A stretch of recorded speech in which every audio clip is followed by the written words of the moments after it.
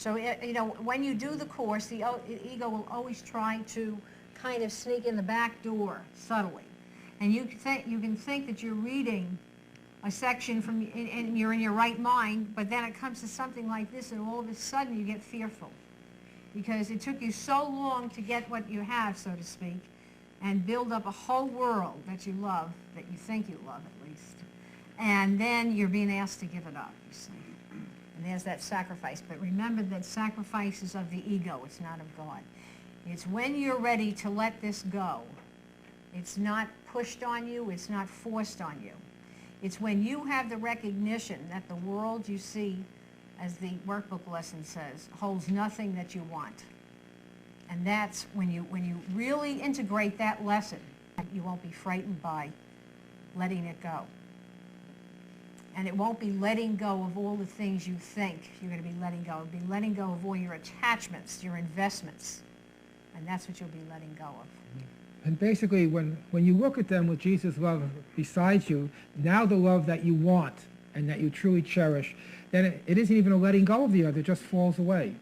Literally, as the Course says, it fades into the nothingness from which it came. That nothing upholds your ego thought system except your belief in it, and you're cherishing it, and you're holding it dear. When you truly hold the love of Jesus dear, and you love his thought system of the absence of specialness, and that's what you cherish, then you can't cherish both, as it says here, you can't see both worlds. And then the other world, which seems so real, simply falls away and disappears. Yes, Bruce? This is something I've been having a little confusion about.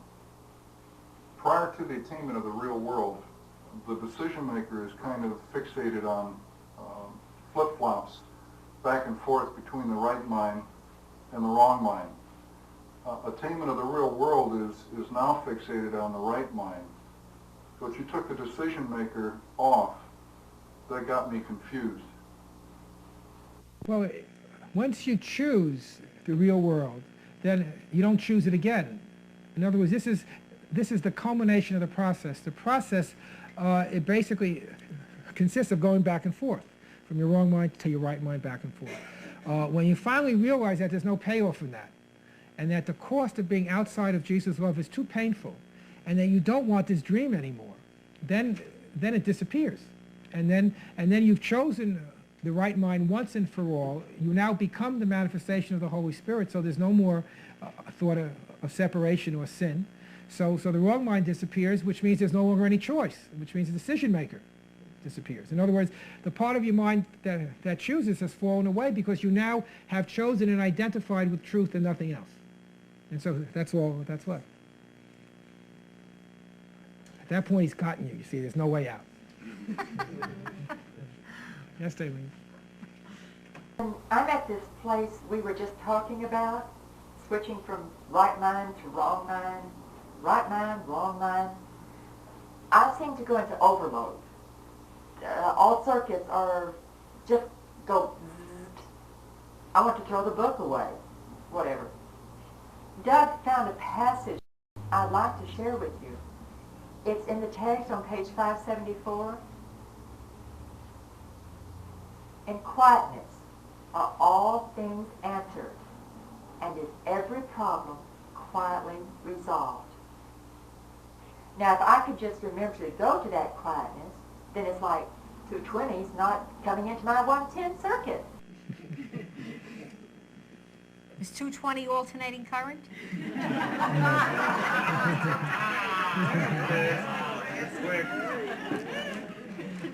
You're on direct current then, right?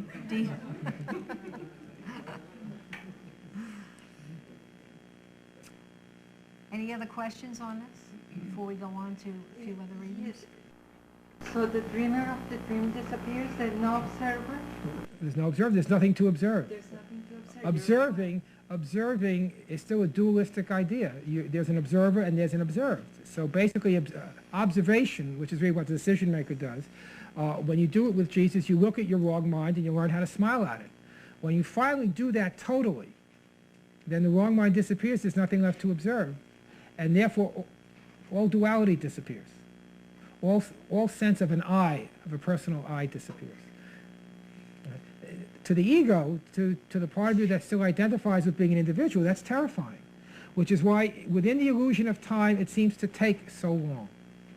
Because on some level, as you work with this course over a period of time, you begin to intuit what Jesus really is getting at. He is talking about not making this into a better dream. The happy dream is the correction for the unhappy dreams. But when you finally choose happy dreams all the time, you're out of the dream. And if you're out of the dream, all your individuality is gone too. That's the fear. And then you become one with that love of God, just as Jesus has. I'm glad Bruce asked that question, because then in this dream, for most of us, we don't choose the real world. We just choose right mind or wrong mind. We don't choose the real world. Right. Well, you can choose the real world. Yeah, but I mean, I say for most of us. In other words, We just go from the right to the wrong. right, if you would keep a little part of this intact, which disappeared, then that means you don't want the real world. Yeah. But when you let the last vestige go, with no sacrifice thought, then, you know, you're awakened from the dream and you're in the real world. And that's what the Course means by the acceptance of the atonement for yourself. That's the same thing. That's the attainment to the real world. And it's interesting, actually, if you look now at what we have to do on the board, since the ego thought system is gone, we have to pretend it's there when we still refer to it. Right, this is exactly the point of the whole Course. Right, that it's not there. At the beginning of chapter 28, there's that wonderful section. That's very good, very good. Excellent. I finally channeled something. Except it wasn't a blank verse, I don't think. I'll keep working on it. All right. At the beginning of chapter 28 is a very important section called the present memory, in which Jesus says, this world was over long ago, and you're still acting as if it's here. You're still trying to act as if sin is real and there's a world here, but it was over long ago. Right? Well, this is exactly the situation here. The ego is already gone. It's already been erased. But we still have to pretend as if it's there. And so in that sense, our whole lifetimes, all the lifetimes, are spent in pretending there's something there that's not there. Right? That's why this is insane. That's why Jesus at one point refers to this as hallucinations. All right, when somebody hallucinates, they literally see something that's not there. Right, well, that's what Jesus is saying is everybody's diagnosis. We're all psychotic because we all believe there's something here that we are relating to, responding to, and are. And the truth is, it's already gone. And so it requires tremendous effort to pretend there's something there and act as if there's something there. Takes much more effort to do that than to simply accept the obvious. It's all gone. And it's all a dream. And what you have to realize once again is the commitment and the investment you have in maintaining the illusion that you are really here, that there's really a world here. The truth is that it's all already over, and it's all gone. And progress in the Course is spent, I think, it is measured to the extent that you can honestly realize how much you don't want to let go of this illusion. And the purpose of Jesus, just as it was when he was here, just as it is now in the Course, is to remind people no one's here, no one's home. I'm not here either. And when you could truly join in a selfless expression of love for me and for everyone else, you too will realize that all this was a dream. You could then realize the amount of terror this struck in the hearts of people who knew him. And that's why the books were written about him and the religions were founded on him in that way.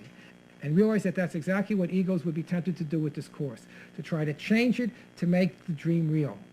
He keeps saying there's no dream. The ego thought system is already gone. And all that's left is a last vestige of that gentle smile that laughs at the silliness of once having believed that there really was a world here. An ego thought system.